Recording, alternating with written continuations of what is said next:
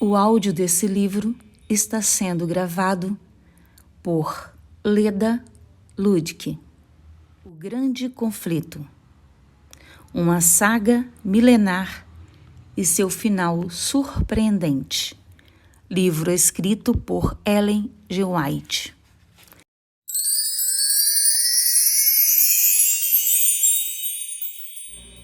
Olá, eu sou a Leda. Estou com você aqui todos os dias apresentando o áudio do livro O Grande Conflito. Estou aqui para te fazer esse convite especial. Vamos ler o livro junto comigo? O capítulo 8 do livro O Grande Conflito traz como tema a controvérsia. Carlos V, um novo imperador, subiu ao trono da Alemanha. O eleitor da Saxônia, grande responsável por colocar Carlos no trono, insistiu para que ele não tomasse nenhuma providência contra Lutero antes de ouvi-lo. Isso colocou o imperador em uma posição desconcertante e embaraçosa. Os seguidores do Papa só ficariam satisfeitos com a morte de Lutero. O eleitor havia declarado que o Dr. Lutero deveria receber um salvo-conduto, a fim de poder comparecer perante um tribunal de juízes instruídos, piedosos e imparciais. A Assembleia se reuniu na cidade de Worms. Pela primeira vez, os príncipes da Alemanha conheceriam seu jovem monarca em assembleia. Oficiais da Igreja e do Estado, bem como embaixadores de terras estrangeiras, se reuniram todos em Worms.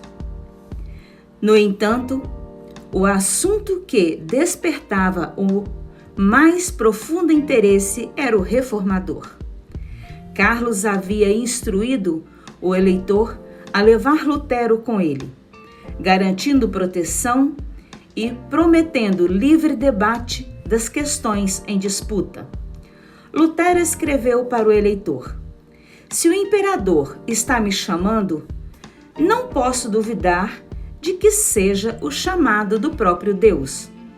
Se tem a intenção de lançar mão de violência contra mim, coloco a questão nas mãos do Senhor. E se não for da vontade dele me salvar, minha vida pouca importância tem. Espere tudo em mim, menos fugir ou me retratar. Fugir não posso e me retratar muito menos." À medida que circulava a notícia de que Lutero compareceria perante a Assembleia, houve uma empolgação geral. Aleandro, o representante do Papa, ficou alarmado e enfurecido. Assumir um caso para o qual o Papa já havia pronunciado sentença de condenação seria uma demonstração de desprezo pela autoridade papal. Além disso, os poderosos argumentos daquele homem poderiam colocar muitos dos príncipes contra o Papa.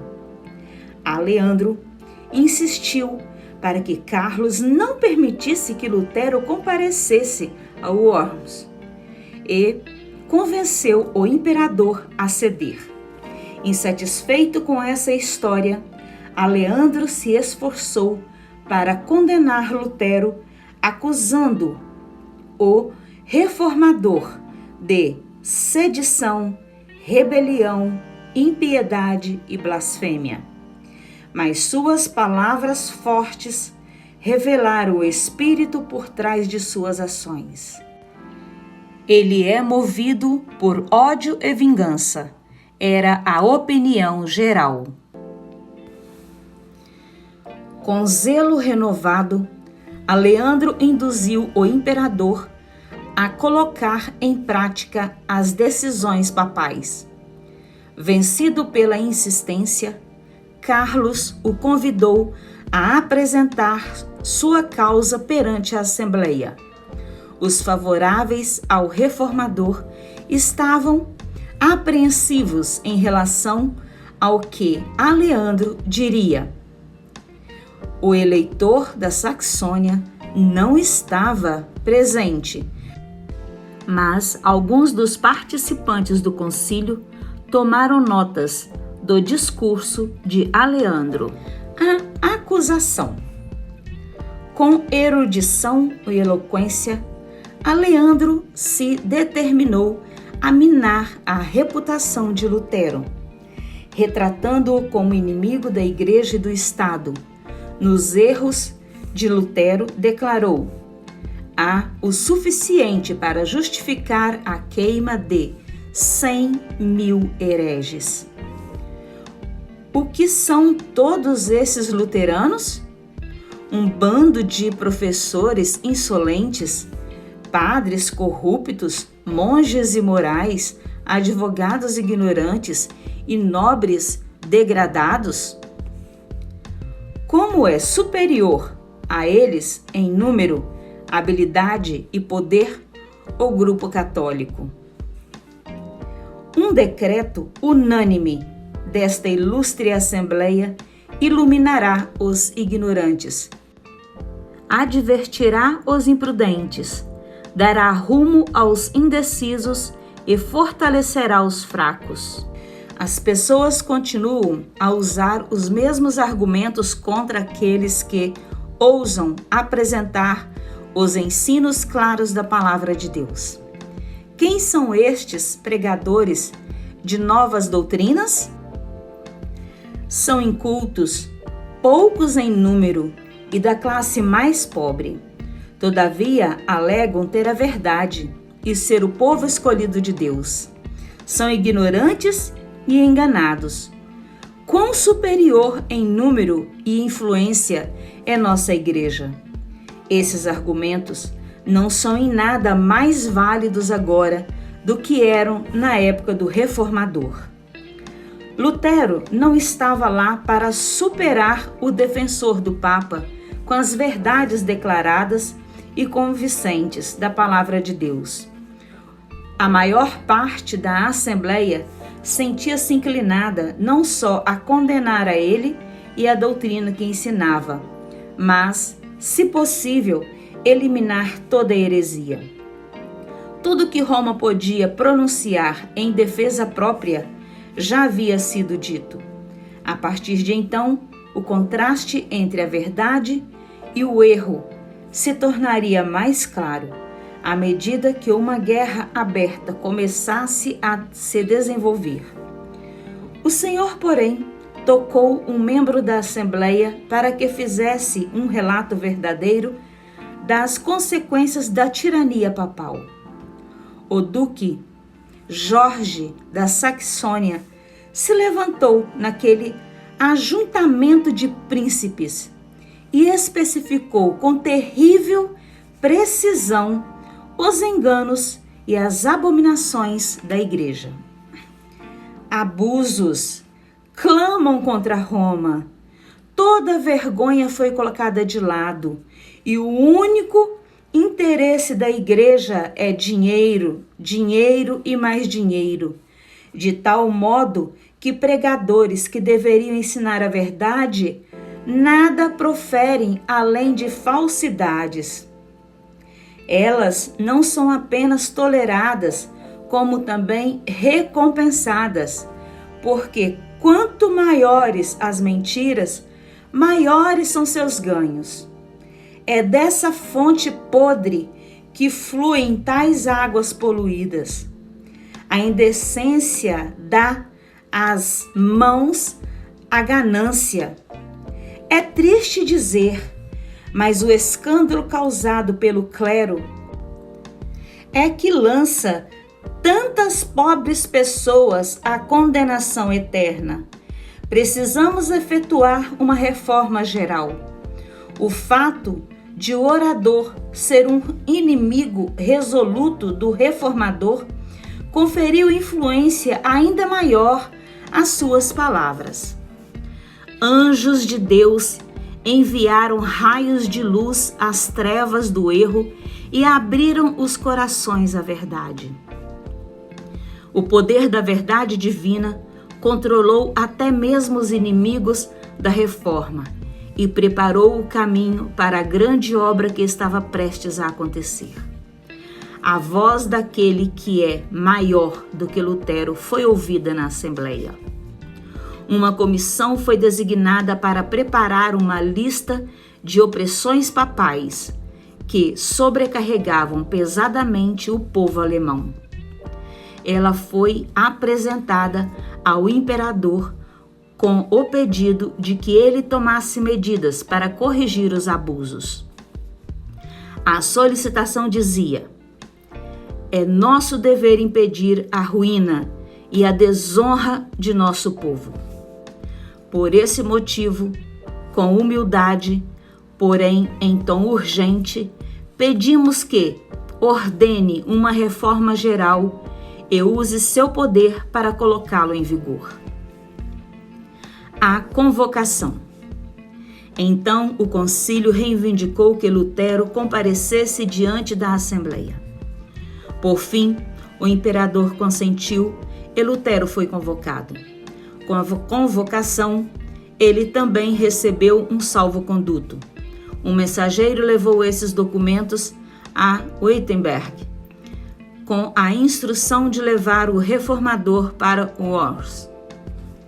Ciente do preconceito e do ódio existente contra Lutero, seus amigos temiam que o salvo-conduto não fosse respeitado. Ele respondeu: Cristo me dará seu espírito para vencer esses ministros do erro. Eu os desprezei em vida e triunfarei sobre eles por meio da minha morte. Então, ocupados em Worms, tentando me forçar a me retratar, e esta será a minha retratação. Eu disse no passado que o Papa era o vicário de Cristo, mas agora afirmo que ele é adversário do Senhor e apóstolo do diabo. Além do mensageiro imperial, 3 amigos se determinaram a acompanhar Lutero. O coração de Melanchthon estava unido ao de Lutero e queria segui-lo. Entretanto, Lutero negou suas súplicas. O reformador o instruiu: se eu não voltar e meus inimigos me condenarem à morte, continue a ensinar e permaneça firme na verdade. Labute em meu lugar. Se você sobreviver, minha morte terá pouca importância. Presságios agourentos encheram a mente das pessoas. Todos haviam ficado sabendo que os escritos de Lutero tinham sido condenados em Worms. O mensageiro, temeroso quanto à segurança de Lutero no concílio, perguntou se ele ainda assim desejava prosseguir. O reformador respondeu: embora condenado em todas as cidades, eu irei. Em Erfurt, Lutero passou pelas ruas que tantas vezes havia trilhado. Visitou sua cela no convento e pensou nas lutas que levaram o seu coração à luz que então inundava toda a Alemanha. As pessoas insistiram para que ele pregasse. Lutero tinha sido proibido de fazê-lo, mas o mensageiro lhe deu permissão. Então o frade, que no passado havia trabalhado como escravo nos piores deveres do convento, assumiu o púlpito. O povo ouviu com êxtase. Lutero partiu o pão da vida para aquelas pessoas famintas. Exaltou a Cristo, mostrando como ele é superior a papas oficiais da igreja, imperadores e reis. Lutero não fez nenhuma alusão à sua situação de perigo. Em Cristo perdeu a si mesmo de vista. Escondeu-se de trás do homem do Calvário, buscando apenas apresentar Jesus como o Redentor dos pecadores. Coragem. Enquanto o reformador seguia seu caminho, uma multidão zelosa se reuniu ao seu redor, e vozes amistosas advertiam contra as autoridades católicas. Vão queimá-lo, disseram alguns, e reduziram seu corpo a cinza, assim como fizeram com John Hus. Lutero respondeu: mesmo que acenda uma fogueira por todo o caminho de Worms a Wittenberg, eu andarei através dela em nome do Senhor. Comparecerei perante eles, confessando o Senhor Jesus Cristo. A posição de Lutero em relação a Worms despertou forte comoção. Amigos tremiam por sua segurança e os inimigos temiam pelo êxito de sua causa. Os seguidores do Papa arranjaram alguns que o instigasse a ir para o castelo de um cavaleiro amigo, onde alegavam eles todas as dificuldades poderiam ser resolvidas pela boa vontade. Amigos descreveram os perigos que o ameaçavam. Lutero permaneceu impassível e declarou: ainda que houvesse tantos demônios em Worms quanto telhas em cima das casas, eu entraria na cidade. Quando ele chegou à cidade de Worms, uma vasta multidão se aglomerou nos portões para lhe dar as boas-vindas. A emoção era intensa. Deus será minha defesa, disse Lutero ao descer de sua carruagem. Sua chegada encheu de assombro os defensores de Roma. O imperador convocou os participantes do concílio. Que rumo deveriam tomar? Um católico rígido declarou: já debatemos este assunto por tempo demais. Que Sua Majestade Imperial se livre desse homem de uma vez por todas. Sigismundo não mandou John Hus ser queimado? Não somos obrigados nem a dar salvo-conduto para um herege, nem a respeitar tal documento. Não disse o imperador: cumpriremos nossa promessa. Então decidiram que o reformador seria ouvido. Todos na cidade estavam ansiosos para ver o notável homem. Lutero, cansado da viagem, necessitava de tranquilidade e descanso, mas desfrutou poucas horas de alívio, quando nobres cavalheiros, padres e cidadãos se reuniram avidamente ao redor dele. Em meio a esses nobres, haviam aqueles que exigiram do imperador que fizesse uma reforma nos abusos da igreja. Tanto amigos quanto inimigos foram ver o monge destemido. Sua feição era firme e corajosa. Seu rosto, pálido e magro, tinha uma expressão bondosa e até mesmo alegre. O profundo fervor de suas palavras carregava consigo um poder que nem mesmo seus inimigos eram capazes de resistir por completo. Alguns se convenceram de que havia nele uma influência divina. Outros declararam, assim como os fariseus, a respeito de Cristo: ele tem demônios.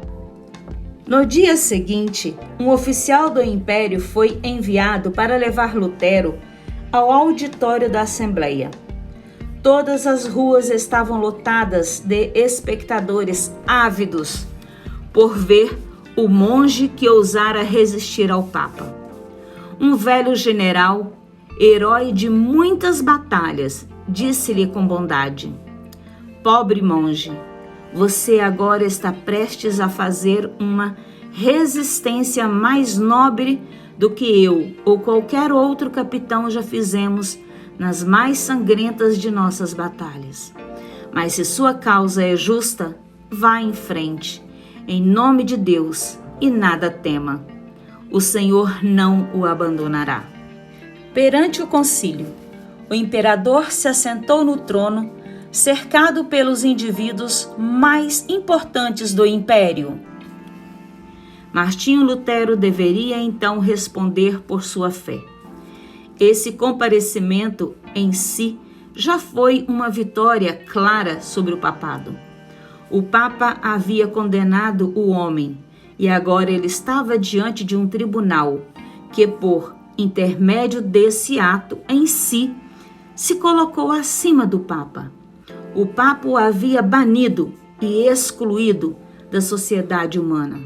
Mesmo assim, ele havia sido convocado em linguagem respeitosa e foi recebido perante a mais distinta assembleia do mundo.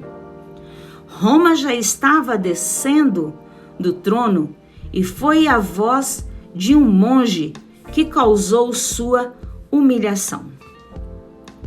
O reformador de origem humilde parecia perplexo e envergonhado. Vários príncipes se aproximaram dele, sussurrando: não tenha medo dos que mataram o corpo, mas não podem matar a alma. Outro acrescentou: por minha causa, vocês serão levados à presença de governadores e de reis. Mas, quando os prenderem, não se preocupem quanto ao que dizer ou como dizer. Naquela hora, lhes será dado o que dizer. Silêncio profundo recaiu sobre a assembleia lotada. Então o oficial do império se levantou e apontou para os escritos de Lutero. Exigiu que o reformador respondesse a duas perguntas: se ele reconhecia que eram de suas autorias e se tinha intenção de se retratar das opiniões que expressavam. Após a leitura dos títulos dos livros, Lutero respondeu à primeira pergunta, reconhecendo que os escritos eram de sua autoria. Quanto à segunda indagação, afirmou: eu agiria de maneira precipitada se respondesse sem refletir. Posso dizer menos do que a ocasião requer, ou mais do que a verdade exige. Por esse motivo, peço à Sua Majestade Imperial, com toda a humildade, que me conceda tempo para que eu responda sem ofender a palavra de Deus. A resposta de Lutero convenceu a Assembleia de que ele não agia por emoção ou impulso. Tamanha calma e controle de si, inesperados em alguém tão ousado e firme, permitiram que ele respondesse posteriormente com sabedoria e dignidade, que surpreenderam seus oponentes e serviram como repreensão à altiva arrogância deles. No dia seguinte, Lutero deveria dar sua resposta final. Por um instante, seu coração desanimou. Seus inimigos pareciam triunfar. Nuvens se formaram ao seu redor e pareciam separá-lo de Deus. Em angústia de espírito, ele derramou seus clamores alquebrados, de coração rendido ao único capaz de compreendê-los por completo.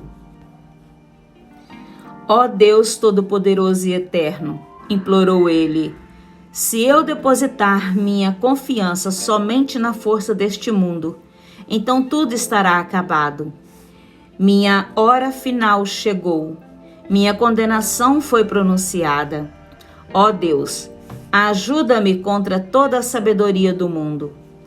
A causa é tua, e ela é justa e eterna. Ó Senhor, ajuda-me, fiel e imutável Deus. Não deposito minha confiança em homem nenhum. O Senhor me escolheu para esta obra.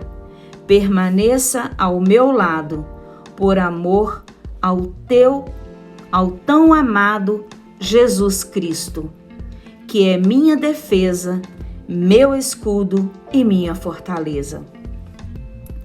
No entanto, não foi o medo do sofrimento pessoal, tortura ou morte que o enchera de pavor.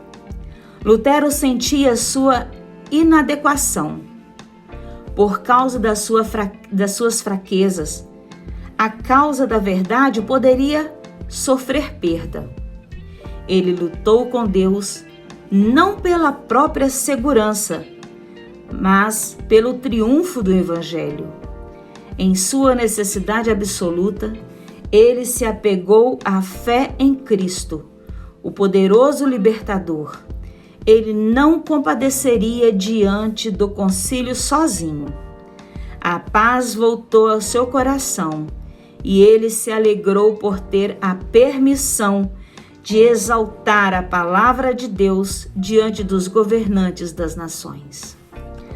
Lutero pensou em sua resposta, examinou as passagens e seus escritos e extraiu das Escrituras provas adequadas para defender seus posicionamentos. Então, colocando a mão esquerda sobre o volume sagrado, ergueu a mão direita ao céu e fez o voto de permanecer fiel ao Evangelho e confessar livremente sua fé, mesmo que precisasse selar o testemunho com seu sangue. Novamente perante a Assembleia. Quando Lutero foi convocado novamente perante a Assembleia, estava calmo e pacífico, mas ao mesmo tempo corajoso e nobre, como testemunha de Deus entre os grandes da terra. O oficial do império exigiu uma decisão. Ele desejava se retratar? Lutero deu sua resposta em tom humilde, sem violência ou descontrole. Seu aspecto era modesto e respeitoso, porém demonstrava confiança e alegria que surpreenderam a Assembleia. Sereníssimo imperador, ilustres príncipes e graciosos nobres, começou Lutero. Compareço à sua presença hoje para cumprir a ordem que me foi dada ontem. Se por ignorância eu violar os costumes e as formalidades da corte, peço que me perdoem, pois não fui criado nos palácios reais, mas na reclusão de um convento. Então, afirmou que em alguns de suas obras publicadas havia escrito sobre a fé e as boas obras, e até mesmo alguns de seus inimigos as consideraram benéficas. Retratar-se delas seria o mesmo que condenar verdades aceitas por todos. A segunda categoria de escritos consistia daqueles que expunham as corrupções e os abusos do papado.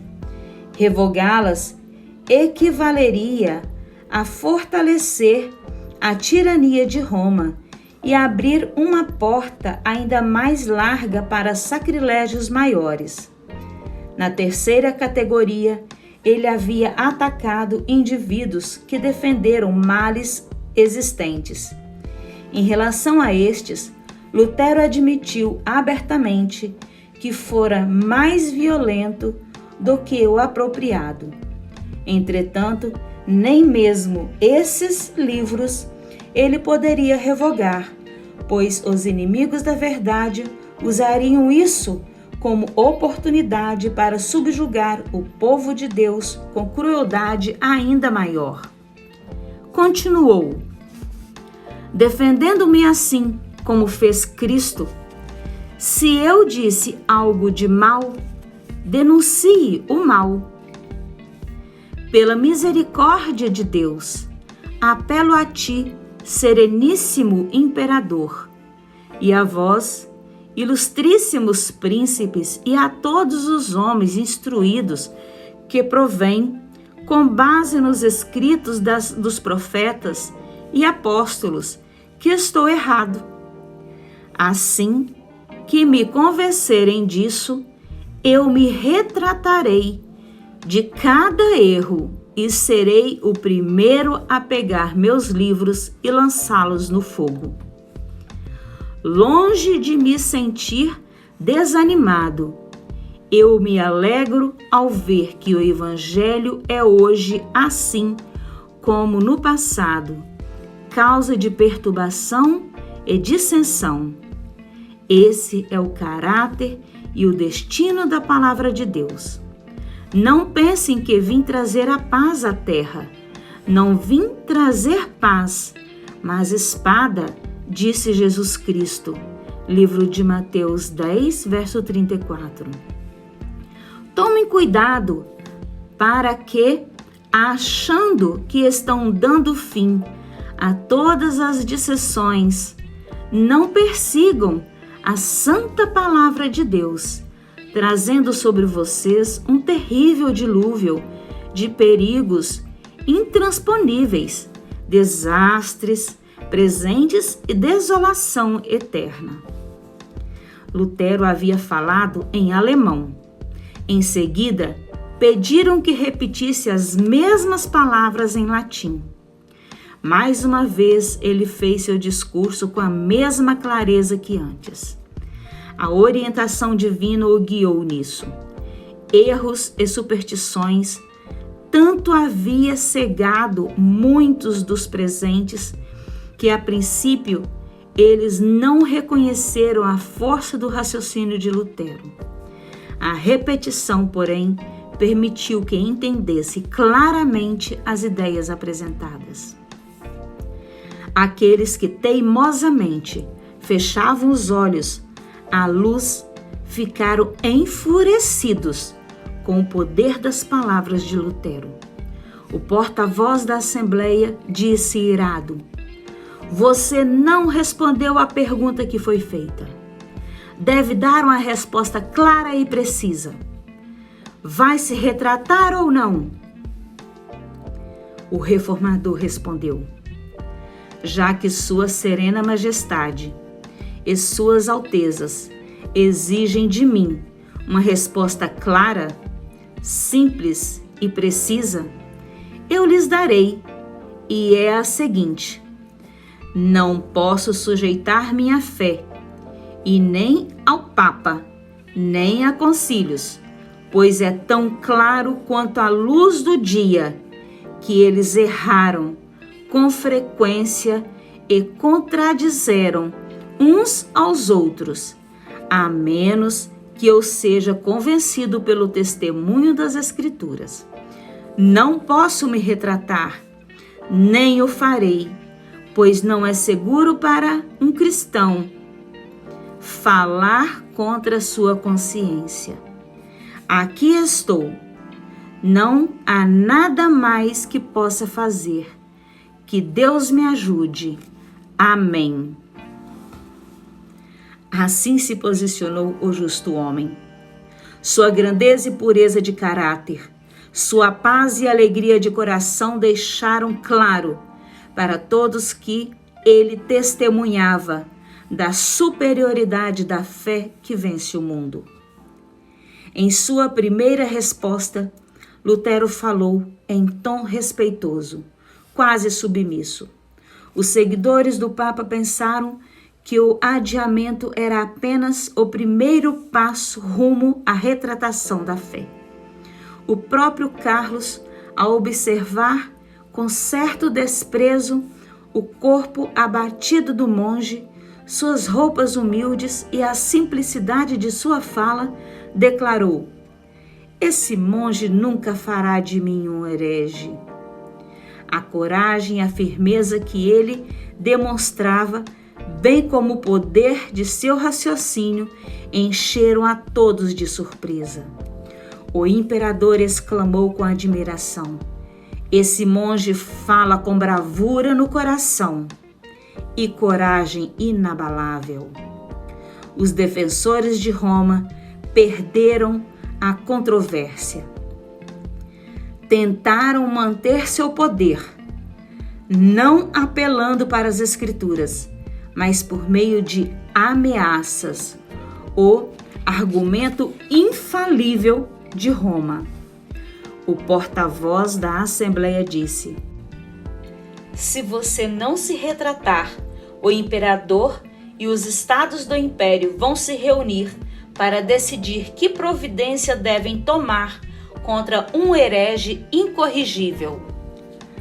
Lutero disse com toda a calma: "Que Deus seja meu ajudador, pois não posso me retratar de nada."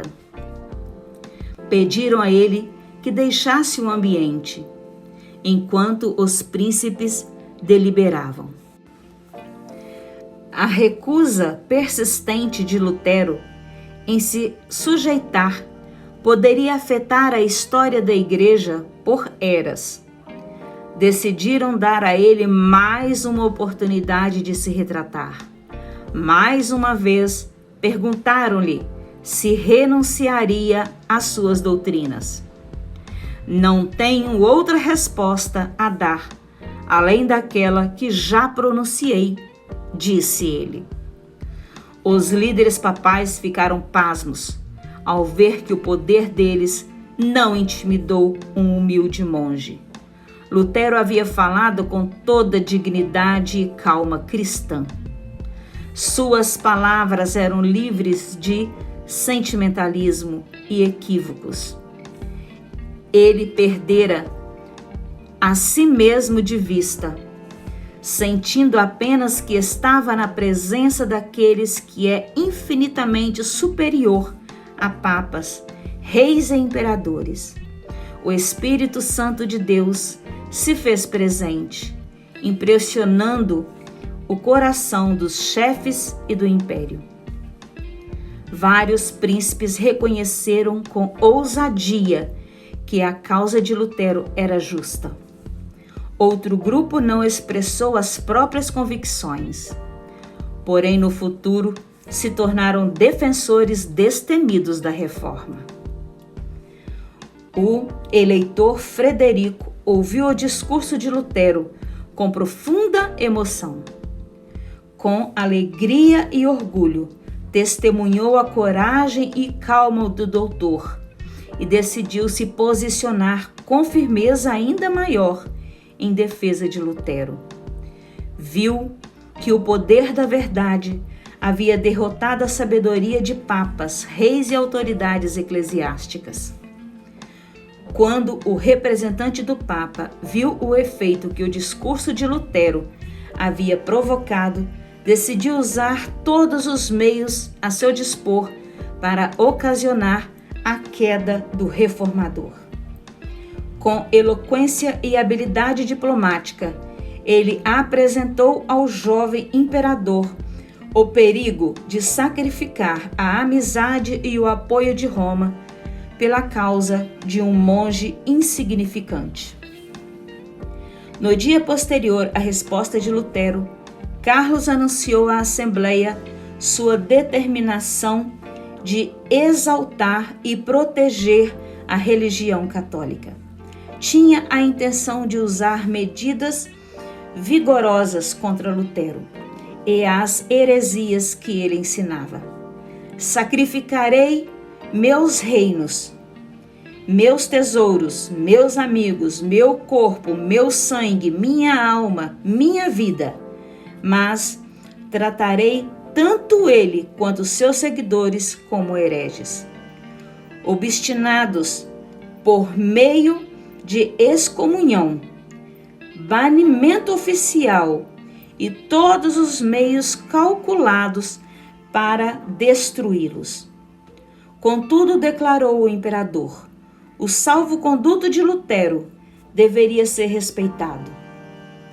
Ele precisaria ter a permissão de voltar para casa em segurança. Salvo-conduto ameaçado.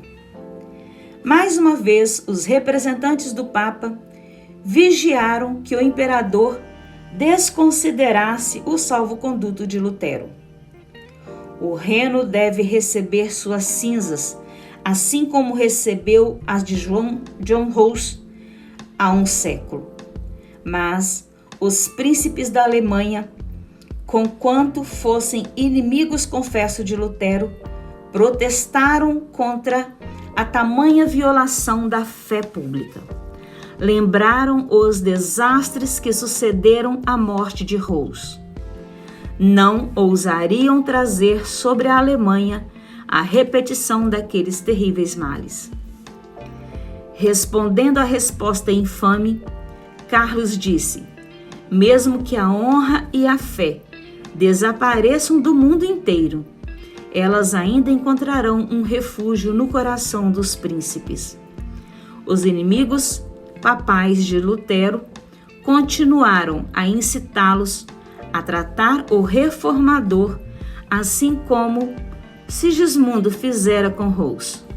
Mas, recordando a cena na qual, em assembleia pública, Hus apontou para suas cadeias e lembrou o monarca de suas promessas de salvo-conduto, Carlos V declarou: eu não gostaria de corar como Sigismundo. No entanto, Carlos rejeitou deliberadamente as verdades que Lutero apresentou. Ele não se disporia a sair do caminho dos costumes para trilhar a vereda da verdade e da justiça. Assim como seus pais, ele também defenderia o papado. Ao fazê-lo, rejeitou aceitar a luz que ia além daquela que seus pais haviam aprendido. Muitos hoje se apegam às tradições de seus antepassados.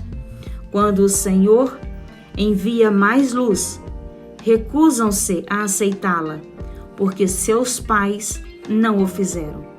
Deus não poderá nos aprovar se olharmos para nossos pais a fim de decidir qual é o nosso dever, em vez de examinar a palavra da verdade por nossa conduta. Prestaremos conta pela luz adicional da palavra de Deus que agora brilha sobre nós. Por meio de Lutero, o povo divino havia falado ao imperador e aos príncipes da Alemanha. O Espírito de Deus suplicou com muitos pela última vez naquela assembleia, assim como Pilatos fizera séculos antes. Carlos V cedeu ao orgulho humano e resolveu rejeitar a luz da verdade. As ameaças contra Lutero circulavam por toda parte, despertando comoção em toda a cidade. Cientes da crueldade enganosa de Roma, muitos amigos resolveram impedir que o reformador fosse sacrificado. Centenas de nobres se comprometeram a protegê-lo.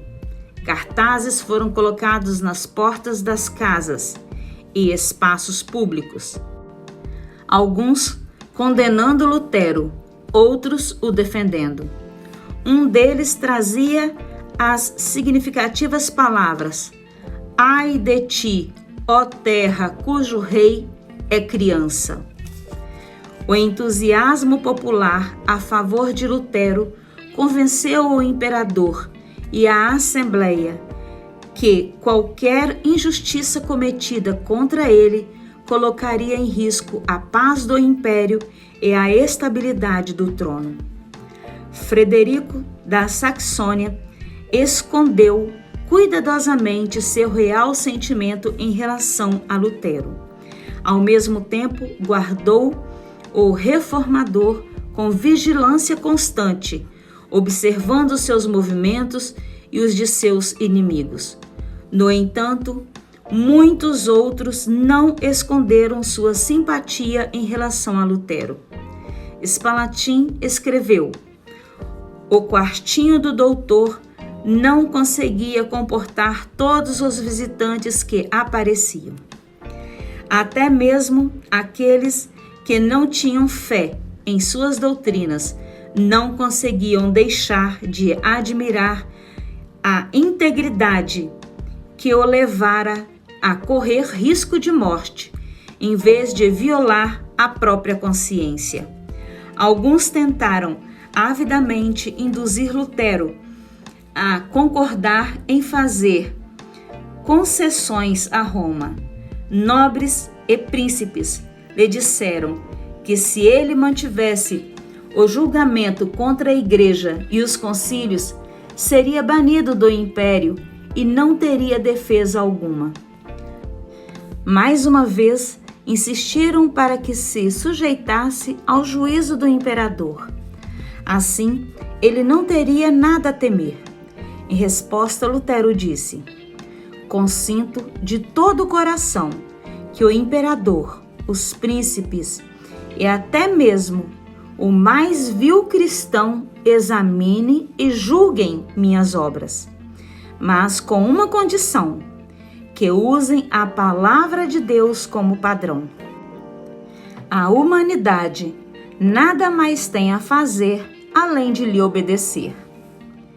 Em outro apelo disse: consinto em renunciar a meu salvo-conduto.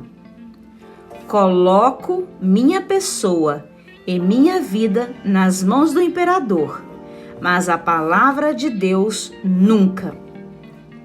Disse que estava disposto a se submeter a um concílio geral, mas somente se o concílio decidisse de acordo com as Escrituras. No que diz respeito à palavra de Deus, qualquer cristão é tão bom juiz quanto o Papa, mesmo se 1 milhão de concílios ficarem ao lado do Papa. Tanto amigos quanto inimigos finalmente se convenceram de que esforços adicionais para conciliar as duas partes seriam inúteis. Se o reformador tivesse cedido em um único ponto, Satanás e seus anjos teriam conquistado a vitória. Sua firmeza inabalável foi o meio de libertar a Igreja. A influência desse homem que ousou pensar e agir por si mesmo afetaria a Igreja e o mundo não só em uma época, mas em todas as gerações futuras. Logo, o imperador ordenou que Lutero voltasse para casa. Sua condenação viria em seguida. Nuvens ameaçadoras pairavam sobre seu caminho. Porém, ao deixar Worms, seu coração estava cheio de alegria e louvor.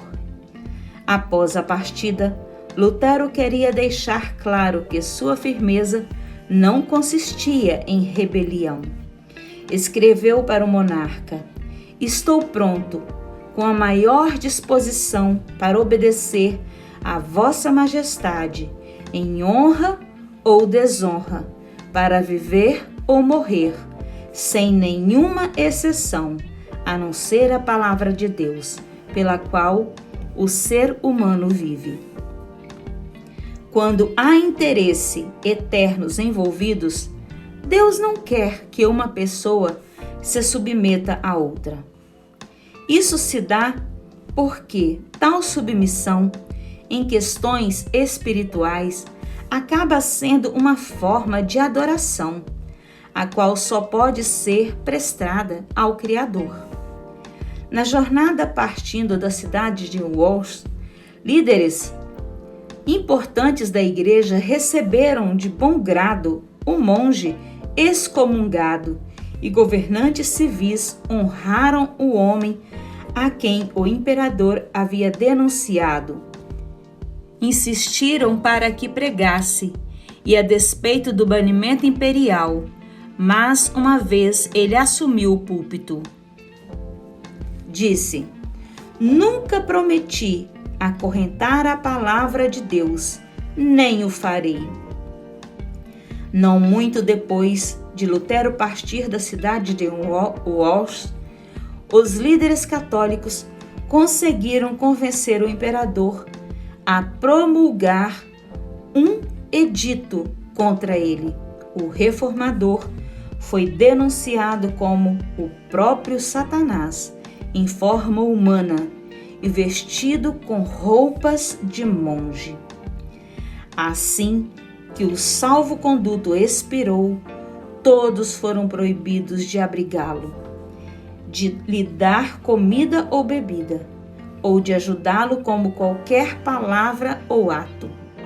Lutero deveria ser entregue às autoridades, e seus seguidores também seriam presos e perderiam suas propriedades. Seus escritos deveriam ser destruídos, e, por fim, todos que ousassem agir de forma contrária ao decreto seriam incluídos em sua condenação. O eleitor da Saxônia e aos príncipes mais favoráveis a Lutero havia partido da cidade de Worms pouco depois do reformador, e o decreto do imperador foi aprovado pela Assembleia, que ainda se encontrava ali. Os apoiadores de Roma não poderiam estar mais felizes. Eles imaginaram que o destino da reforma estava selado. Frederico da Saxônia. Um olho vigilante seguia o movimento de Lutero e um coração verdadeiro e nobre resolveu resgatá-lo. Deus deu a Frederico da Saxônia um plano para salvar a vida do reformador. Na viagem para casa, Lutero foi separado de seus companheiros e logo foi levado para o meio da floresta, até o castelo de Wurtemberg, uma fortaleza isolada nas montanhas. Seu esconderijo era um segredo tão bem guardado que nem o próprio Frederico sabia onde Lutero tinha sido levado. Essa ignorância foi planejada. Enquanto o eleitor não soubesse de nada, não poderia revelar nada. Satisfeito com a certeza de que o reformador estava seguro, ele se contentou. Primavera, verão, outono se passaram. O inverno chegou e Lutero permanecia prisioneiro. Aleandro e seus seguidores se vangloriavam de seu sucesso. A luz do Evangelho parecia prestes a se extinguir, mas a luz do reformador brilharia com intensidade ainda maior. Segurança em Wartenburg. Na segurança amistosa do castelo de Wartenburg, Lutero se alegrou por se ver liberto do calor e tumulto da batalha. Entretanto, por estar acostumado a uma vida ativa e cheia de conflitos, não conseguia suportar permanecer inativo. Naqueles dias solitários, a condição da igreja se levantou diante dele. Temia ser chamado de covarde por se retirar da luta. Então, se repreendeu por ser ocioso e autocondescendente. Ao mesmo tempo, porém, todos os dias ele realizava mais do que parecia possível a um só homem fazer. Sua pena nunca ficou parada. Seus inimigos ficavam pasmos e confusos com as provas tangíveis de que ele continuava ativo. Diversos folhetos de sua autoria circulavam pela Alemanha. Ele também traduziu o Novo Testamento para o alemão. De sua Patmos de pedra, continuou a proclamar o Evangelho por quase um ano e a repreender os erros de sua era. Deus havia retirado seu servo do palco da vida pública, no isolamento tranquilo de seu retiro montanhoso. Lutero foi privado de todo o apoio terreno e excluído de louvores humanos. Isto o salvou do orgulho e da autoconfiança que tantas vezes o sucesso traz.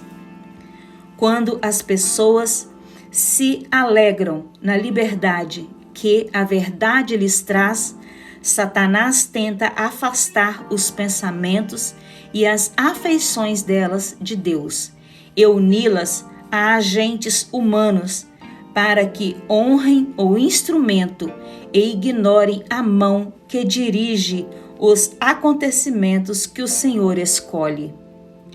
Com muita frequência, os líderes religiosos que são louvados assim começam a confiar em si mesmos. As pessoas tendem a olhar para eles em busca de orientação, em vez de examinar a palavra de Deus.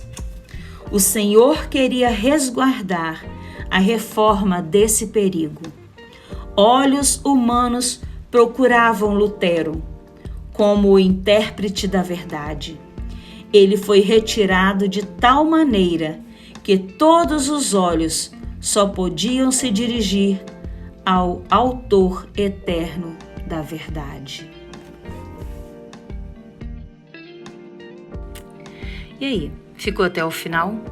Muito obrigada por isso. Mas para que o YouTube entenda que esse conteúdo é importante e o faça chegar a mais pessoas, se inscreva e deixa o seu joinha para que ele chegue a pessoas que ainda não o conhecem e passe a conhecer a palavra de Cristo também.